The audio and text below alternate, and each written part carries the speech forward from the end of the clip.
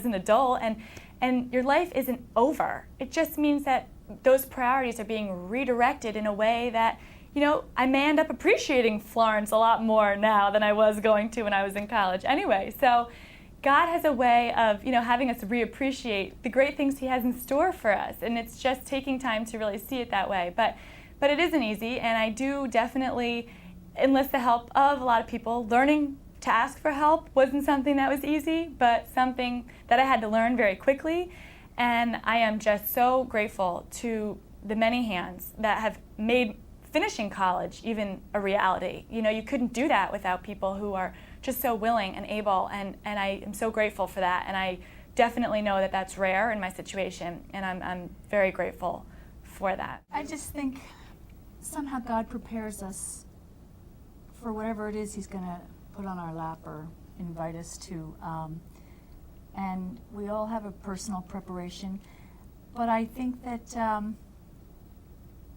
it's like the Pope John Paul said, do not be afraid. I just do not be afraid, whatever. Because the other side is filled with many blessings that you can't even anticipate. And if this happens to any family, which, you know, I have a funny feeling it's going to become something bigger than it used to be.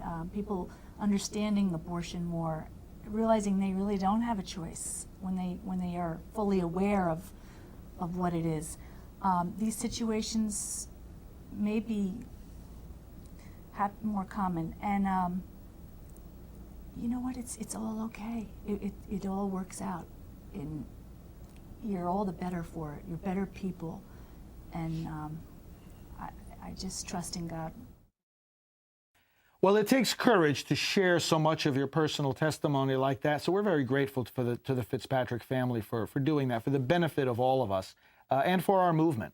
And Janet, the battle over abortion is played out in the family setting, just like that. And the different roles of people are so important, but the role of the parents and the siblings too, so critical in the life or death decisions. That's right.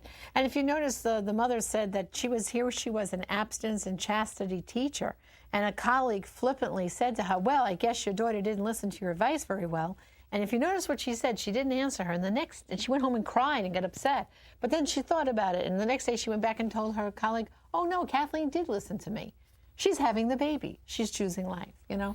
So I think their story is a great encouragement to everyone. Kathleen told everybody personally. That's significant, because she's saying this is not gossip. This is personal responsibility of sharing this news.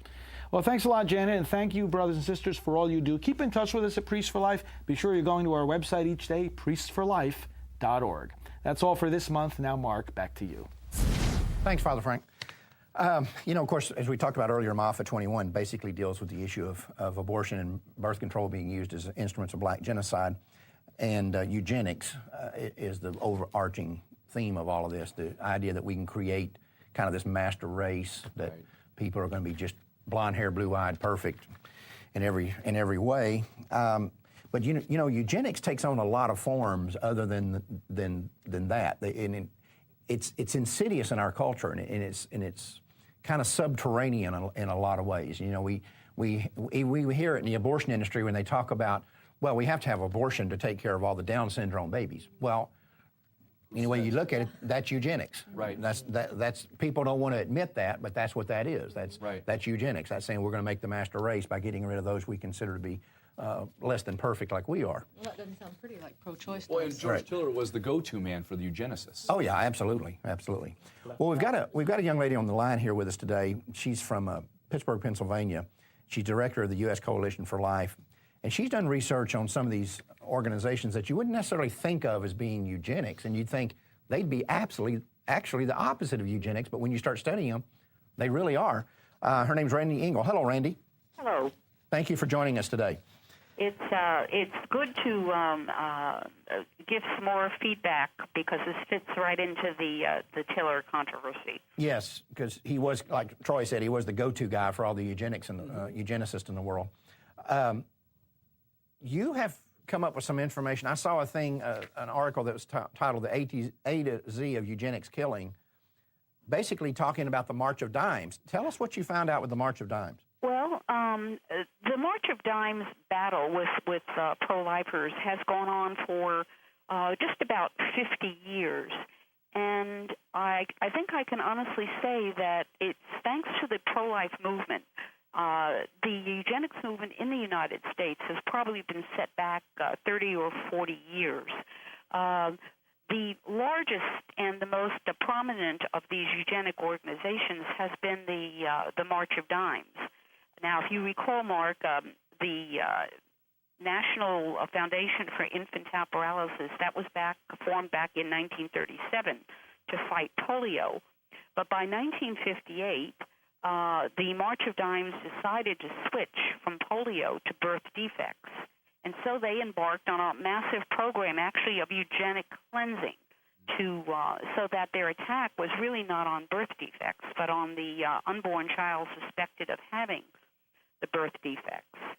And so we've got this huge eugenic mafia at the March of Dimes, well-funded, and actually, when we started fighting the March of Dimes, the primary issue was their programs to search and destroy, largely through the use of various forms of prenatal diagnosis, mid-trimester amniocentesis, photoscopy, or there were other forms. But that was actually only the beginning, because they went further. They went into this whole area of live fetal experimentation, which they conducted on what they refer to as TBAs. Do you know what a TBA is? Never heard it. TBA is a to-be-aborted woman. And much of the live fetal experimentation funded by the March of Dimes was carried out on these so-called TBAs. They also funded the use of tissues and organs from live aborted babies. There was a Dr. Crocker, he used fetal livers. There was a Dr. Roby, he used intact reproductive tracts. There was Dr. Adams, and if your listeners are, I hope they're sitting down, because Adams was given funds to experiment in the area of glucose metabolism in the fetal brain. What that translated was that he was sent to Helsinki, Finland, and he delivered live babies by hysterotomy, and then he severed their heads and mounted them on perfusion equipment. And the Adams Grant was in fact funded by the March of Dimes. We have other March of Dimes grantees like Robert Schwartz. He used various fetal parts in his experimentation. And we have a guy by the name of De La Chapelle who did a procedure by which he punctured the hearts of unborn children, and in order to obtain fetal blood for assessment. Well, we did as I'm sure you're aware, we're the organization that did all the undercover work on exposing the trafficking of body parts from abortion clinics. Oh, yes, I remember that very well. And, everything you're saying just matches up like gears in a transmission to what we found there. I mean, some of the most, people think, these people are ghouls. Surely they wouldn't be doing this. Americans wouldn't be doing this. Decent people wouldn't be doing this, and governments wouldn't be funding it. The United States government is up to their eyeballs in this stuff. Sure.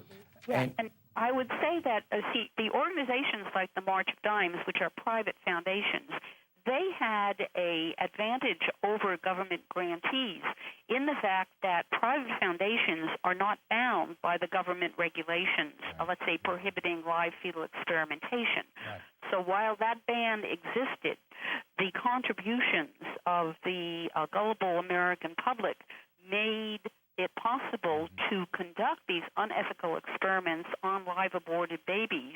Of course, they were done without much fanfare, but they were carried out. And the result, you say, well, what is the result of this 50-year battle, this love affair between eugenics and the March of Dimes? Well, what we've got is we got the Genetics Disease Act, which formally incorporated eugenics into the federal government medical program. we've got eugenics as standard medical practice right now, and we've injected into the American mind the whole eugenics philosophy, which is there are children who are better off not being born, and it's been actually a horrendous battle.